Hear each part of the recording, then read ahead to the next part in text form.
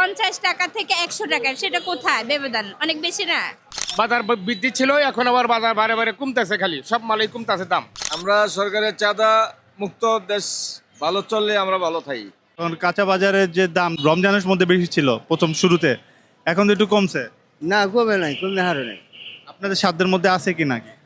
না যেটা কিনবা চাই সেটা তো সাধ্য মতো পাই না। দাম দর কমলে আমরা একটু ভালো মতো চলো হাই কিনতে পারি।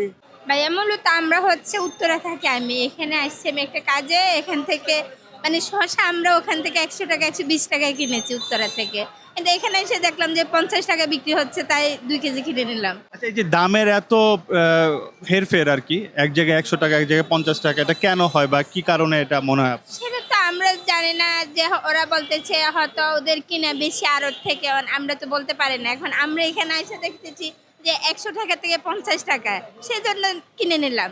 দাম এখন যেটা আছে সেটা কি আপনাদের নাগালের বাইরে আছে নাকি আপনাদের সাধ্যের মধ্যে? এভাবে হলে তো ধরেন সীমিত, ওরা তো ব্যবসা করতেছে, ওদেরও তো প্রয়োজন আছে, ওদের এটা দিয়ে তো ওদের হয়তো সংসার চলে।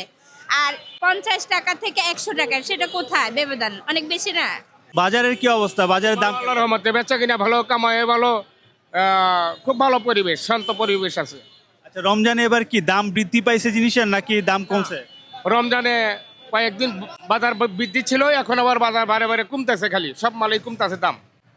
ঈদ পর্যন্ত কি এরকমই দাম থাকবে নাকি আরো কমার সম্ভাবনা আছে? হয়তো আল্লাহর রহমতে বাজার মনে হয় আরেকটু কমতে পারে, সম্ভাবনা আছে। তবে ঈদের 2-4 দিন আগে হয়তো বাড়তেও পারে চাহিদার উপরে। আচ্ছা, দাম বাড়লে কি আপনাদের ব্যবসায় কোনো অসুবিধা হয়, বিক্রিতে কোনো প্রভাব পড়ে?